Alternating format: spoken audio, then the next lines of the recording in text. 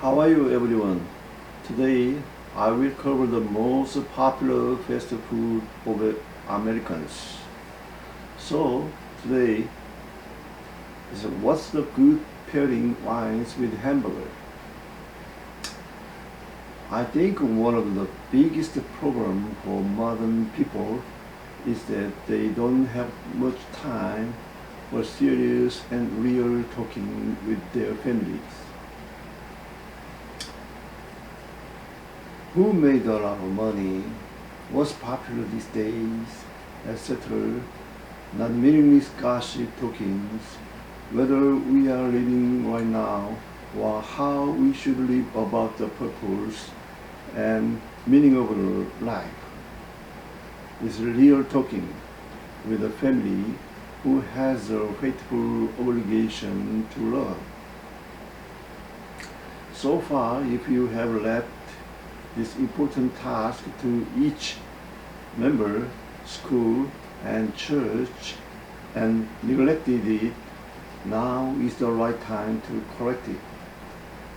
When going out and meetings are restricted due to pandemic.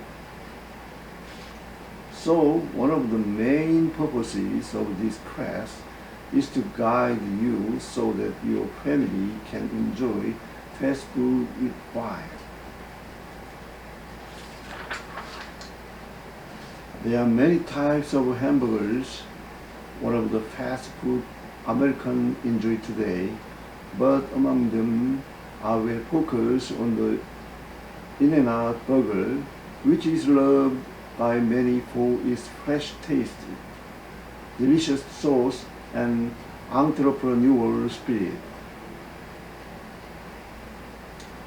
In-N-Out Burger decided not to franchise the business or go public on the stock market.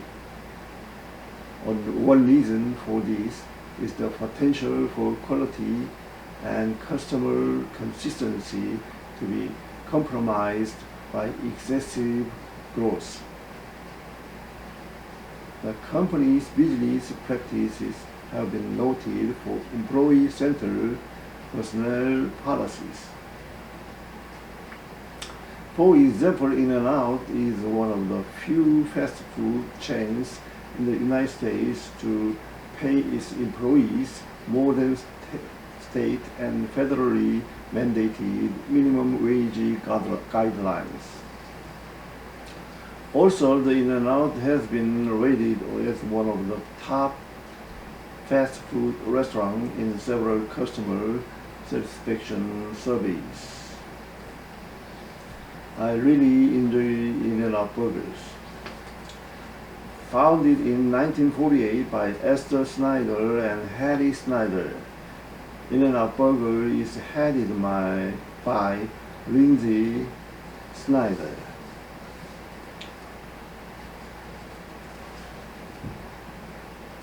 The hamburger is a fast food representing the United States, but the hometown of hamburgers is not the traditional fast food eaten in Hamburg or Fort City in Germany or Europe or the United States, but nomadic equestrian Mongolians.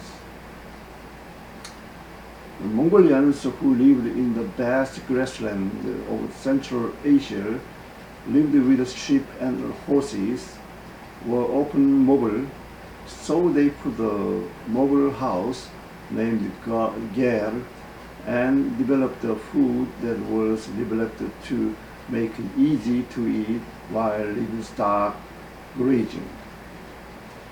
When traveling long distances on horseback, nomad catches sheep, grind or chop the meat, and then sit on the saddle and set off on the road.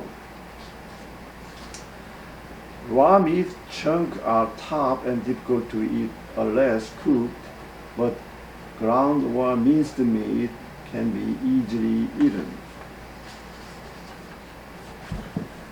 Moreover, the meat becomes tender and soft as it is minced more during the movement. So if they were hungry, they didn't have to grill the meat, but they could eat it with pepper and salt.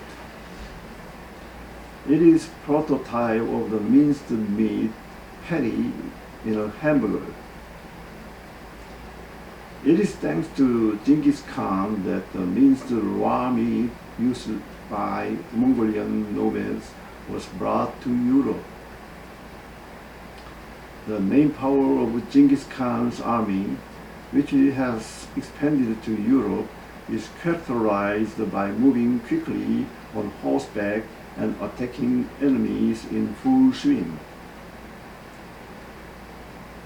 When they attacked the enemy, they did not get off the horse, continued marching for several days, and made supplies.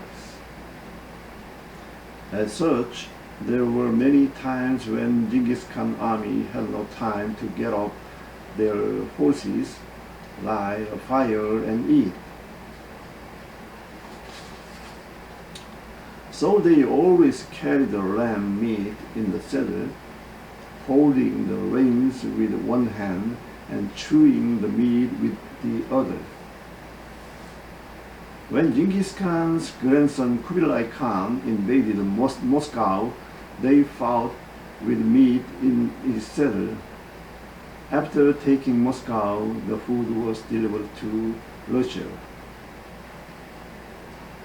Russians ate this raw minced meat with onions and eggs added and named Tartar steak. This Tartar steak spread through Russia around the 14th century and then to Hamburg, the trading center of medieval Europe.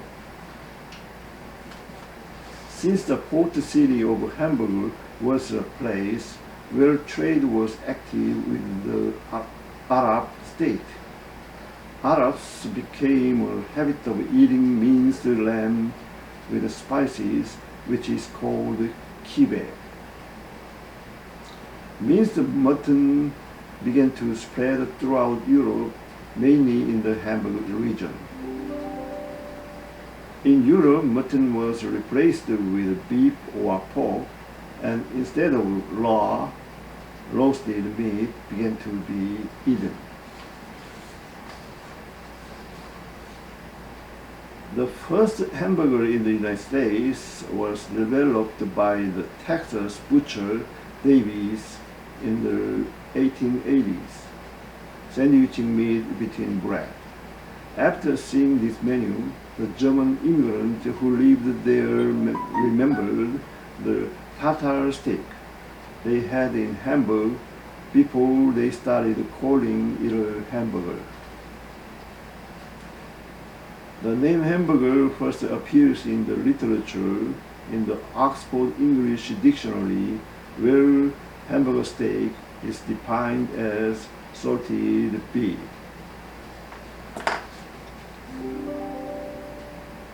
Hamburgers are not now condemned as a food that causes obesity, but in 1888, Dr. James Salisbury, a British physician, recommended it for patients with anemia and neuralgia. During World War II, the name hamburger almost disappeared by the US, which was at war with Germany, wasn't feeling toward Germany, so they used to call it a Salisbury steak instead of hamburger. It is the same as the case when the United States changed its name to Freedom Fries instead of French fries because of antipathy against Iraq when the war began in Iraq. It is compelling to talk about cola as a drink paired with the hamburger. In 1886, J.S. Pemberton, a pharmacist in Atlanta, USA, made the main ingredient of coca leaves, fruits, and caffeine and commercialized it under the name Coca-Cola. There are 3 menus of In-N-Out: hamburger, cheeseburger, and double double. Double double contains 2 hamburger patties and 2 pieces of cheese, which increases the amount of hamburger, and the ingredients are the same. If I recommend a wine that goes well with a hamburger, it's definitely worth choosing from Beaujolais wines that have a sweet and sour fruity flavor and are not aged for a long time. If you can find Beaujolais wines, try the inexpensive Chilean Cabernet Sauvignon or Shiraz or Shiraz, whatever with the right body. First of all, among Beaujolais wines, which wine goes best with hamburgers?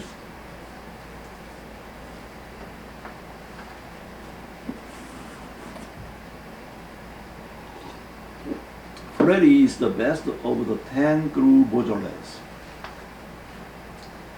Georges Duboeuf has created a wine with an intensive cherry flavor. I would recommend Georges Duboeuf Claude Bartret Ben Freddy Beaujolais from France. Also, this wine seems to dance in your mouth with lovely red berry, peachy, and ginger flavors. The gamay variety is planted on the granite soil, and the average age of 6 hectares of vineyard vines is 50 years old. The sweet cherry flavor goes best with the In-N-Out burger, served with onion and its own delicious sauce. Average price $18. If I recommend between Shiraz or Syrah, I would recommend Chapel Hill Shiraz McLaren Vale from Australia. It is wrapped in enchanting Indian spices and exudes a mulberry scent. The mouth is full of the flavors of anise and jasmine plum, and the tannin spreads smoothly in the mouth. Average price $24. If I choose from Chilean Cabernet Sauvignon, I would recommend Vina, Cousino, Macul, Antiguas, Reservas, Cabernet Sauvignon from Chile. Since 2002, Antiguas Reservas has regained its benchmark position in Chilean Cabernet Sauvignon. The expressive black fruit, fine grain, and rich tannin, and a reasonable alcohol content were maintained.